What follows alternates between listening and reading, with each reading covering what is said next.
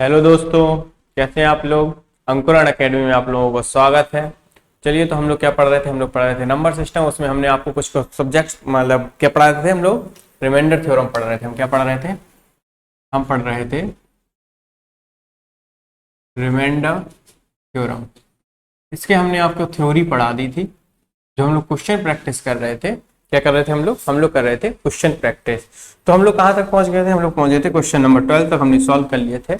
आज की कहानी को उससे आगे बढ़ाते हैं। चलिए पढ़ते हैं। तो फिर पीडीएफ आपके सामने लगाई जा रही है।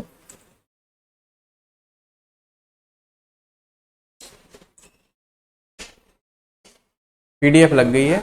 देखिए, इसमें पहला क्वेश्चन जो आपके सामने लाया गया है, उसमें बोल रहा है कि एक नंबर है, दो नंबर है। क्या है, एक ए है और एक बी है।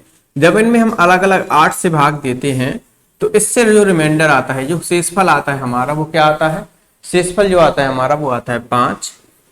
इससे जो शेषफल आता है वो आता है हमारा 7। ठीक, दोनों से शेषफल अलग अलग आते हैं। अब जब ए में 8 का भाग दिया, वो क्वेश्चन बोल रहा है कि जब ए में हम 8 का भाग देते हैं तो हमारा शेषफल आता है 5, और जब बी में भाग देते हैं 8 से तो हमारा शेषफल आता है 7। अब क्वेश्चन बोल रहा है कि अगर हम ए और बी का गुणा करके, दोनों का गुणा कर दें और फिर हम 8 से भाग दें तो हमारा शेषफल क्या आएगा। हमको पता है, हम आपको बता चुके हैं, जो ऑपरेशन वो नंबर के साथ लगाता है, जो ऑपरेशन वो नंबर के साथ करने को बोलता है, वो ऑपरेशन हमको किसके साथ करना होता है। वही ऑपरेशन हमको करना होता है हमारे रिमाइंडर यानी शेषफल के साथ। अब उसने बोला है कि दोनों को गुणा किया है, तो हम इन दोनों शेषफल का गुणा कर देंगे। ठीक है, दोनों ही शेषफल का हमने गुणा कर दिया। क्या कर दिया, दोनों शेषफल का हमने गुणा कर दिया। अब अगर हम दोनों शेषफल का गुणा करते हैं और भाग किससे देना है, 8 से, तो 8 सत्तू कितना होता है 35। 35 में अगर हम 8 का भाग देंगे तो हमारा कितने बार, 8 चौक कितना होता है 32। अगर हम देखें तो 8 चौक 32 होगा। और 32 में कैसे हमें पता चला कि हमने 32 तक ही ले जाना है। अगर हम 8 का गुणा 5 से करते हैं तो वो 40 हो जाएगा, जो कि 35 से बड़ा संख्या हो जाएगी। और 35 से अगर बड़ी संख्या होगी तो वो तो हमारा शेषफल हो नहीं सकता। 35 से बड़ी संख्या हमारी क्या हो जाएगी, वो 35 से बड़ी हो जाएगी, इसीलिए उसमें डिवाइड नहीं जाएगा। इसीलिए वो कितने बार जाएगा, 4 बार जाएगा। 4 कितना होता है 32। दोनों को घटा देंगे, हमारा आंसर क्या आ जाएगा, हमारा उत्तर आ जाएगा 3। हमारा उत्तर कितना हो गया भैया, 3 आ जाएगा। तो हमारे इस प्रकार से हम आंसर निकाल सकते हैं कि हमारा आंसर क्या हो जाएगा, 3। जब ये दो संख्याओं अलग अलग, दो संख्याएं हैं ए और बी, उन दोनों को अलग अलग 8 से भाग किया जाता है तो हमारे पास शेषफल बचता है 5 और 7। लेकिन अगर इन्हीं संख्याओं के गुणा को अगर हम 8 से भाग देंगे तो हमारा शेषफल कितना बचेगा, 3 बचेगा। जो ऑपरेशन वो नंबर के साथ करने को बोलता है, जो ऑपरेशन वो नंबर के साथ करने को बोलता है, वो ऑपरेशन हमको किसके साथ लगाना है, शेषफल के साथ करना है। ठीक है, जैसा उसने नंबर में करने को बोला वही चीज हमको शेषफल में करनी होती है।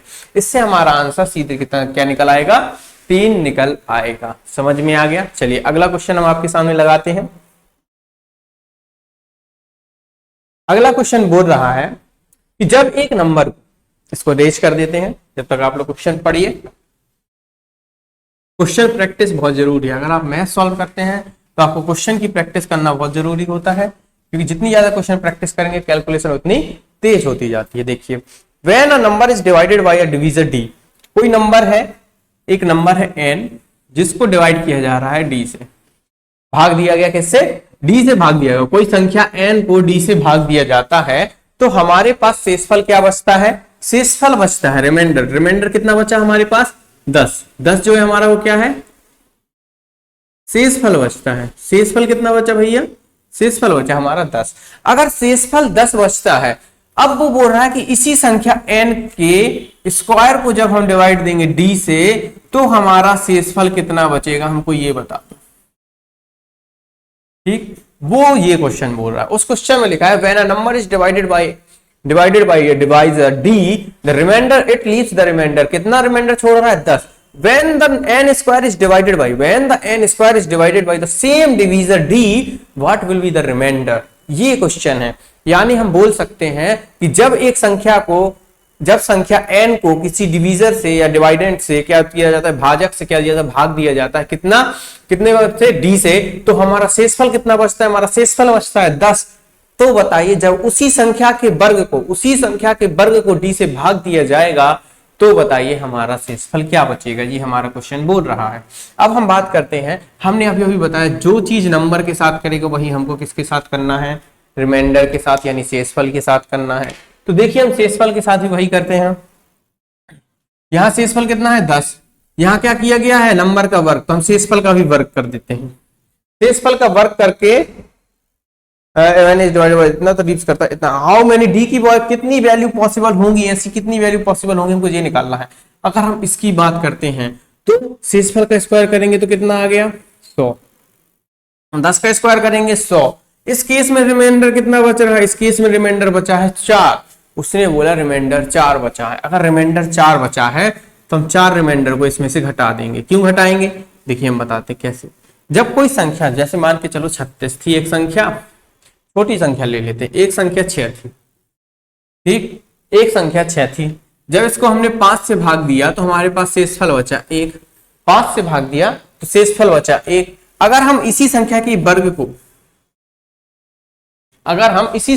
वर्ग को यानी कि 36 को 5 से भाग देंगे तो भी हमारे पास शेषफल कितना बचेगा, 1 बचेगा। अब वो बोल रहा है कि इतनी ऐसी कौन सी संख्या है, n की कितनी पॉसिबल नहीं, कितनी किसकी भी पॉसिबल, d की कितनी पॉसिबल वैल्यूज हैं, d की कितनी ऐसी पॉसिबल वैल्यूज हैं जो n में भाग देने से शेषफल 10 और n स्क्वायर में भाग देंगे तो शेषफल 4 बचाएंगे। देखिए अब हमको क्या चल गया, हमने जी n स्क्वायर कर दिया था क्योंकि n कितना था हमारा 6, n स्क्वायर कितना हो गया 36, 5 से भाग दिया। क्या हम इस 36 को 35 प्लस 1 नहीं लिख सकते हैं, क्या इस 36 को 35 प्लस 1 नहीं लिख सकते हैं, बताइए 35 प्लस 1 नहीं लिख सकते हैं, लिख सकते हैं ना, कैसे लिख सकते हैं, देखो 35 के इसमें तो भाग पूरा पूरा 7 बार चला जाएगा, इसमें नहीं जाएगा तो यही हमारा शेषफल बच जाएगा। ठीक है, तो यहां तो हमने देखा कि या तो देखो क्या हो सकता है, या क्या हो सकता है केवल एक ही वैल्यू पॉसिबल है जिसमें दोनों केस में रिमाइंडर 1 बचे, वो क्या 5, हमने यहाँ 5 ले लिया था तो हमारे क्या होगी, एक वैल्यू क्या हो जाएगी 5 होगी। हम अगर इसमें 35 में 7 का भाग दे देंगे तो भी हमारा रिमाइंडर तो 1 आएगा, कैसा, ये तो चला गया पूरे बार, यहाँ +1 था तो रिमाइंडर तो 1 आएगा। लेकिन जब हम यहाँ पे 7 से भाग देंगे तो हमारा 1 ना आके 6 रिमाइंडर आएगा, तो ये वाली वैल्यू हमारी क्या है, सेटिस्फाई नहीं करेगी। अगर ये चीज हमारी सेटिस्फाई नहीं हो रही है इसका मतलब है केवल एक ही वैल्यू होगी डी की जो पॉसिबल होगी। अब देखिए इस क्वेश्चन को हम समझाते हैं कैसे इसमें हम निकालेंगे कि कितनी वैल्यू पॉसिबल है। हम क्यों रिमाइंडर माइनस कर रहे हैं, आपने देखा 36 को हमने 35 प्लस 1 कैसे लिखा, 36 में से हमने 1 घटाया तो हमको मिला 35, क्या मिला 35। इसी तरीके से हम इसमें से कितना घटाएंगे 4, कितना बच गया 96। अब वो वैल्यू डी की पॉसिबल होंगी, डी की कितनी वैल्यू पॉसिबल होंगी, इतनी वैल्यू पॉसिबल होंगी जिनको हम क्या करें डिवाइड दें जब डी से, तो क्या होना चाहिए 96 के जो फैक्टर हो वो पूरे तरीके से कट जाए। 96 के फैक्टर बनाओ, 96 के फैक्टर लिखो, फैक्टर लिखते हैं 2 4 8 2 24 2, फैक्टर बना रहे हैं, कितने हो रहे हैं 12, देखते जाइएगा। फिर हमने 2 से डिवाइड दिया, कितना आ गया 6, 6 में भी 2 से डिवाइड दिया 3, 3 से डिवाइड दिया 1, कितने फैक्टर हो गए 96 के 2, 2 से जा सकता है, 3 से जा सकता है, 4 से जा सकता है, देखते जाना किससे जाएगा 2 से 3 से 4 से, और 4 के बाद 8 से भी जाता है, 6 से भी जाता है, 6 के बाद 7 से नहीं जाता, 8 से नहीं, 9 से, 9 से भी नहीं, 12 से चला जाएगा, 12 के बाद और किससे जाता है बताइए जरा 16, 16 छक्का 96, और किससे जाता है ये 24 से जाता है, क्या 24 से चला जाएगा, 24 के बाद 48 से, 48 के बाद किससे जाएगा, देखिए 1 3 किससे जाएगा, खुद 96 से जाएगा। तो ये हमारे पास कुछ संख्याएं निकल के आई हैं जो हमारे डी की वैल्यू हो सकती है। हो सकता कि डी की जगह पे 2 लिखा हो, अगर 2 लिखा होगा तो 2 पे तो इसमें भी भाग चला जाएगा, यानी 2 हो नहीं सकता। 3 का देखो तो 3 का भाग तो इसमें भी चला जाएगा, यानी 4 से छोटी संख्याएं तो हो ही नहीं सकती, 4 से छोटी संख्याएं तो पॉसिबल ही नहीं है। अगर 4 से छोटी संख्याएं पॉसिबल नहीं है तो बची कितनी 8 6 12 16 24 48 और 96, यही संख्याएं होंगी जो हमारी क्या होंगी, डी की पॉसिबल नंबर्स होंगे। डी के पॉसिबल नंबर कितने हो जाएंगे हमारे, डी के पॉसिबल नंबर हो जाएंगे हमारे 7। तो डी की अगर हम पॉसिबल वैल्यू की बात करते हैं तो डी की पॉसिबल वैल्यू हो जाएंगी 7। एक बार हम फिर से समझते हैं। देखिए कोई संख्या हमारे पास n थी जिसको हम d से विभाजित करते हैं तो शेषफल बचता है 10। कोई संख्या n थी जिसको d से विभाजित करते हैं तो शेषफल बचता है हमारे पास 10। लेकिन अगर हम इसी संख्या के स्क्वायर को जब d से विभाजित करते हैं तो हमारे पास शेषफल बचता है 4। तो हमको ये बताना था कि d की कितनी संभावनाएं संख्याएं बनाई जा सकती हैं, ऐसी कितनी संख्याएं हैं d की जो किसको विभाजित करें, n स्क्वायर को विभाजित करने पर शेषफल 4 दें और n को विभाजित करने पर शेषफल 10 दें। तो हमने देखा कि d को पहले नंबर तो इसके फैक्टर निकालने पड़ेंगे। हमने देखा कि 100 है, रिमाइंडर क्या बचाना, स्क्वायर करने पे 4 बचना चाहिए। हमने 4 को घटाया, 4 को घटाया तो हमको एक संख्या मिली। क्या मिली हमको, संख्या मिली हमको 96। जब संख्या हमको 96 मिली तो हमने 96 के सारे फैक्टर लिखे। 96 के सारे फैक्टर कैसे निकाले, हमने एलसीएम करके निकाल लिए कि 2 से कटेगा, फिर 4 3 से भी कटेगा, 4 से भी कटेगा, 6 से भी कटेगा, 8 से कटेगा, 12 से कटेगा।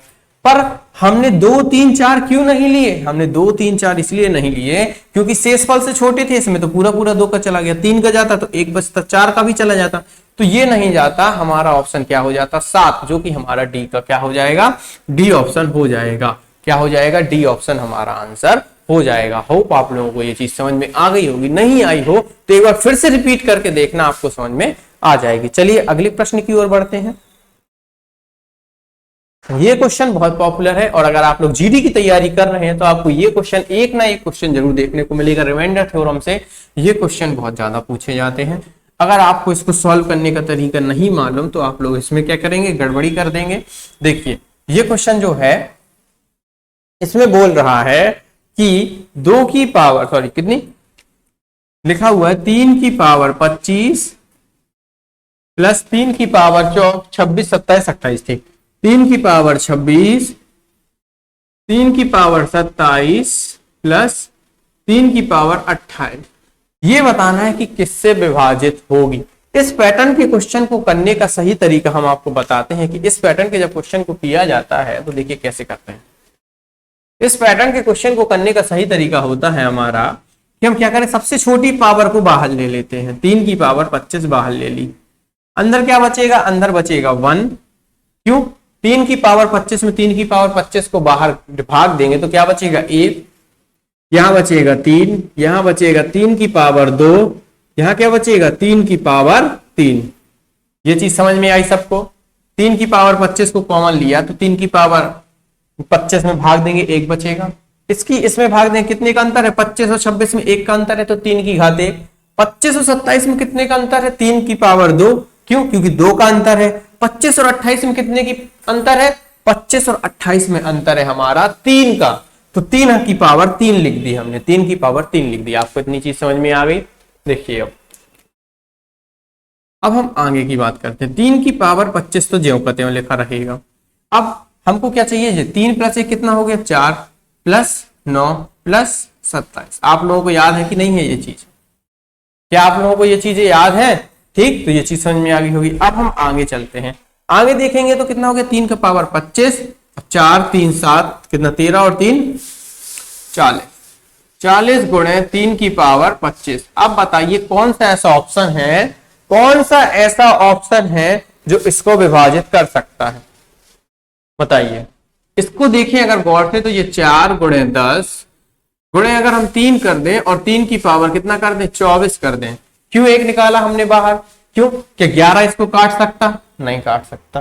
क्या इसमें 16 से भाग जा सकता, 1 4 है, अगर 1 और 4 मिल जाता तो 16 से भाग जरूर चला जाता। अगर हमको 1 और 4 मिल जाता तो 16 से भाग चला जाता, पर हमारे पास तो 1 ही 4 है। हमने इसके फैक्टर तोड़ना स्टार्ट किए। दूसरा ऑप्शन देखा 25, अगर हम देखें 10 को तो ये 2 गुणे 25 होता है, 5 होता है। अगर 2 गुणे ये 5 होता है, हमको अगर 1 5 और मिल जाता तो जरूर ये 25 से कट जाता। अब हमको देख रहा है इन दोनों को भिड़ाओ जरा, इन दोनों की लड़ाई करा देंगे तो ये 30 बन जाएगा और गुणे 3 की पावर 24 हो जाएगा। हमने 30 देख के ही ये 3 की पावर यहां से 1 निकाली है। क्यों, क्योंकि 30 एक ऐसा नंबर है जो इस नंबर को क्या कर सकता है, पूर्णतः डिवाइड कर सकता है, पूरे तरीके से विभाजित कर सकता है।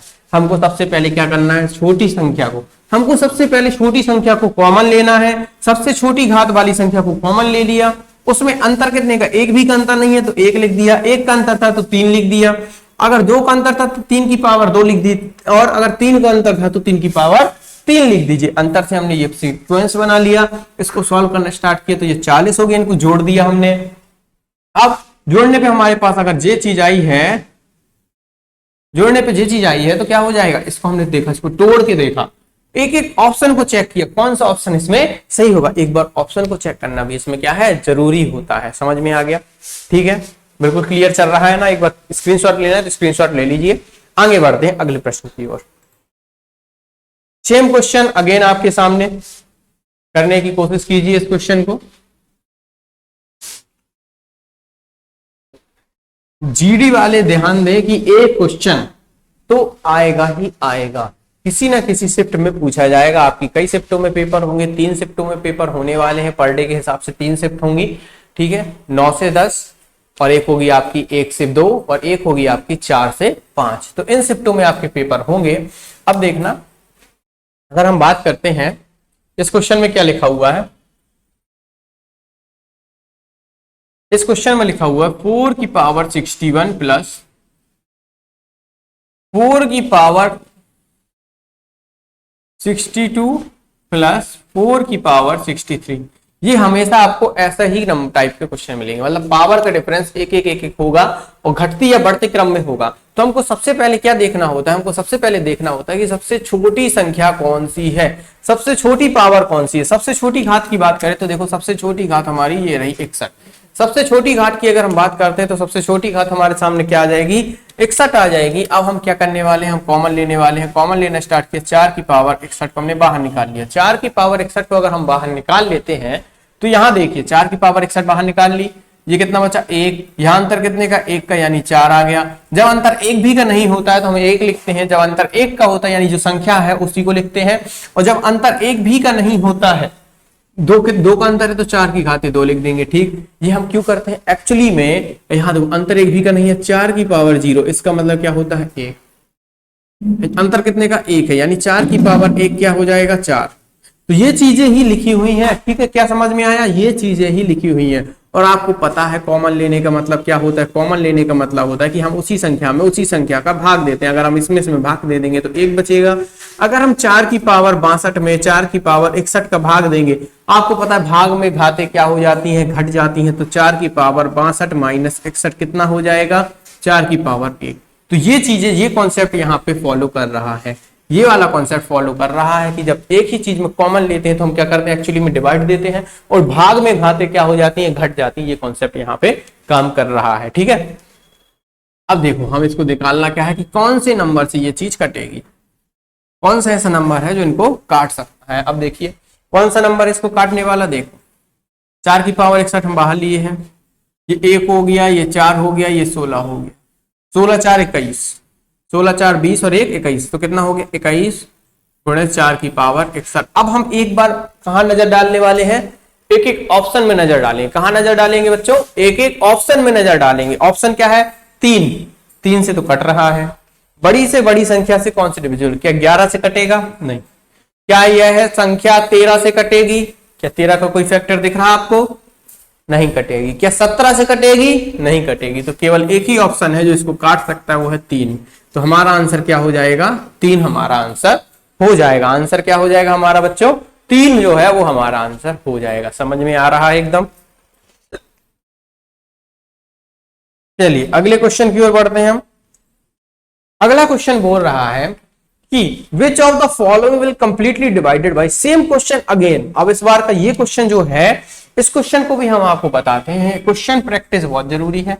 आपके लिए पूरी सीट बनाई जा रही, जैसे नंबर सिस्टम आपका कंप्लीट हो जाएगा, आपको पूरा कंपाइलेशन जो है नंबर सिस्टम का पीडीएफ के तौर पे टेलीग्राम चैनल पे प्रोवाइड कर दिया जाएगा। और चैनल में अभी तक आप लोग नहीं जुड़े हैं टेलीग्राम चैनल से, तो इस वीडियो की जो डिस्क्रिप्शन है उसमें टेलीग्राम चैनल का लिंक दे रखा है, तो एक बार टेलीग्राम चैनल को ज्वाइन जरूर कर ले।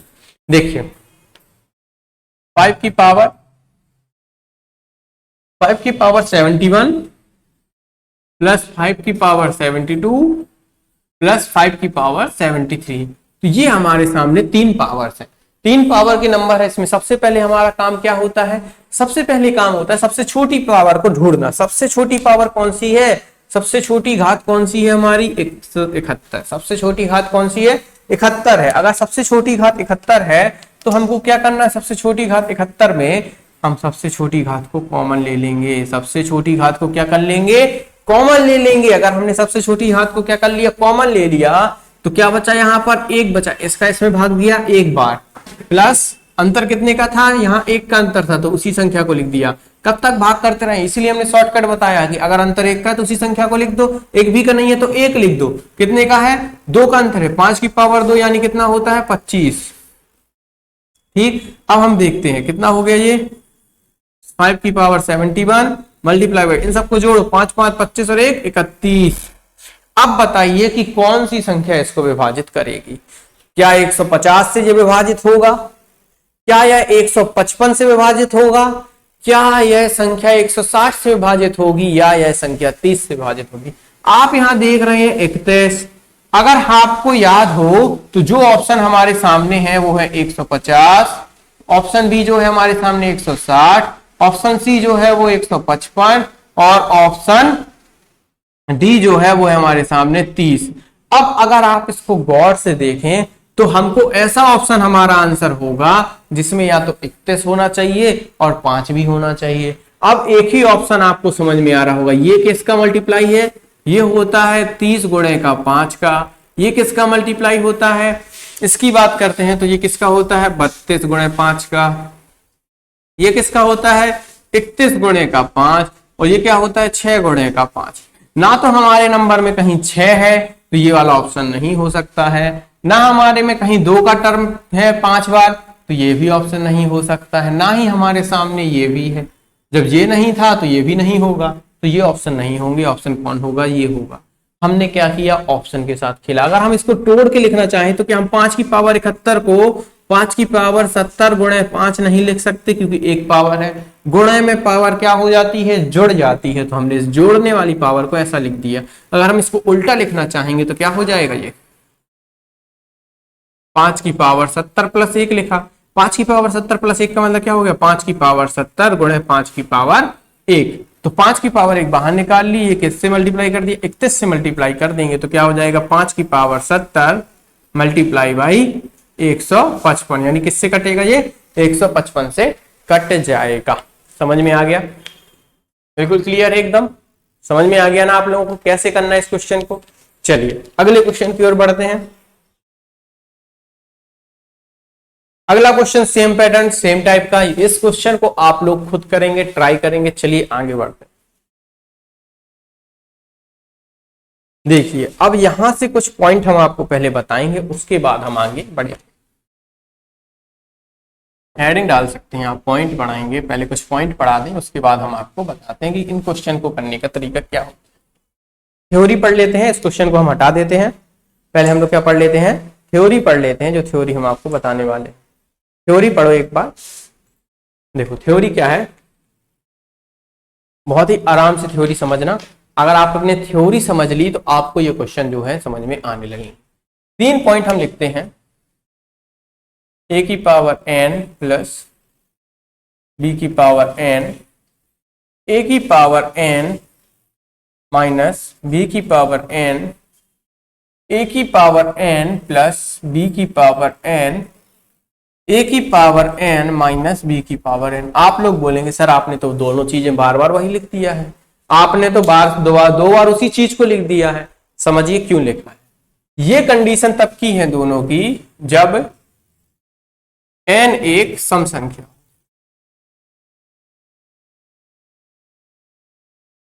n कैसी हो, एक सम संख्या हो। ये दोनों कंडीशन कब की हैं, जब n हमारा क्या हो, विषम संख्या। विषम संख्या यानी कि कैसी संख्या होनी चाहिए, विषम संख्या होनी चाहिए। विषम संख्या की अगर हम बात करते हैं तो विषम संख्या क्या कहलाती है हमारी, और नंबर्स कहलाता है, जैसे 3 5 7। सम संख्याओं की बात करते हैं तो जैसे 2 4 8 6, ये सब क्या होती है, हमारी सम संख्या होती हैं। तो ये सम संख्या की बात करते हैं, ये विषम संख्या की कंडीशन की बात करते हैं। अगर हम बात करते हैं यहाँ पे तो आप लोगों को पता होगा आप लोगों को पता होगा, क्या पता होगा कि जब अगर हम सम संख्या की पहले हम कॉन्सेप्ट समझते हैं, ए की पावर 2 प्लस बी की पावर 2 लिखा, तो क्या हम इसके फैक्टर बना सकते हैं? अगर आपने फॉर्मूले पढ़े होंगे तो क्या हम इसके फैक्टर बना सकते हैं? क्या हम इसमें कॉमन चीज कुछ ले सकते हैं? देखिए, इसमें कॉमन चीज लेने की बात की जाए, हमको पता है कि जब हम a प्लस बी का होल स्क्वायर करते हैं, a प्लस बी का होल स्क्वायर करते हैं, तो हमारे सामने आता है a square plus B square plus 2ab। अगर हमको a स्क्वायर बी स्क्वायर चाहिए तो हम क्या करेंगे, पक्षांतर कर देंगे, और पक्षांतर क्या हो जाएगा, a b का होल स्क्वायर माइनस 2ab हो जाएगा। क्या अब हम इसके फैक्टर बना सकते हैं? क्या हम इसके फैक्टर बना सकते हैं? आप बताएं हमको, क्या हम इसके फैक्टर बना सकते हैं? ए स्क्वायर प्लस बी स्क्वायर में से कोई चीज कॉमन आ रही है? इन दोनों में से कोई चीज कॉमन समझ में आ रही है आपको? नहीं, कोई भी चीज हम इसमें कॉमन नहीं ले सकते हैं। तो इसके देखो दो फैक्टर हम समझने की बात कर रहे हैं। क्या इसका ए प्लस बी या ए माइनस बी कोई एक फैक्टर हो सकता है? या a प्लस बी या a माइनस बी इनमें से किसी एक का फैक्टर हो सकता है जब n सम संख्या हो। हमने अभी अभी देखा कि n अगर सम संख्या है और प्लस की कंडीशन है तो ना तो ये फैक्टर होता है ना ही ये फैक्टर होता है। इसको बिल्कुल पॉइंट कर लेना, एकदम नोट करने की बात है तो एकदम नोट कर लेना, ठीक है। अब हम बात करते हैं नेक्स्ट पॉइंट की, ये चीज समझ में आ गई होगी। अब हमारे सामने जो दूसरा टर्म है उसकी बात करते हैं। इसमें अगर हम देखें ए स्क्वायर माइनस बी स्क्वायर, आप लोगों ने पढ़ा होगा एक फॉर्मूला जो मैथमेटिक्स में बहुत पॉपुलर है, ए स्क्वायर माइनस बी स्क्वायर बराबर क्या होता है, ए की घात ए प्लस बी ए माइनस बी। अगर हम बात करें इसी तरीके से, ये तो दो ले लिया, ए की पावर 4 बी की पावर 4।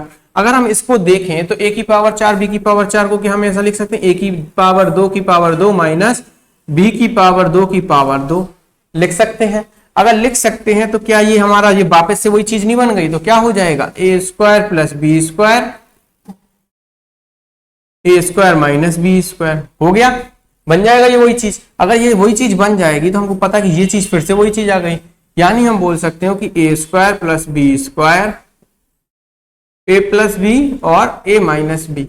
यानी हमको यहां से समझ में आया कि अगर ए की पावर n माइनस बी की पावर n सम संख्याएं होती हैं, अगर ये सम संख्याएं होती हैं तो इनके दो फैक्टर हो सकते हैं। कौन से दो फैक्टर हो सकते हैं? a प्लस बी हो सकता है और a माइनस बी हो सकता है। यानी कि इसके ये दोनों फैक्टर जो हैं वो बेशक हो सकते हैं, a प्लस बी की बी हो सकता है और a माइनस बी भी इसका फैक्टर हो सकता है। अगर आपको ये चीज समझ में आ गई है तो चलिए अब हम इन दोनों की बात भी कर लेते हैं। ये चीज बिल्कुल याद रखना, बहुत ज्यादा इंपॉर्टेंट है क्वेश्चंस को सॉल्व करने के लिए, वेरी वेरी इंपॉर्टेंट कॉन्सेप्ट।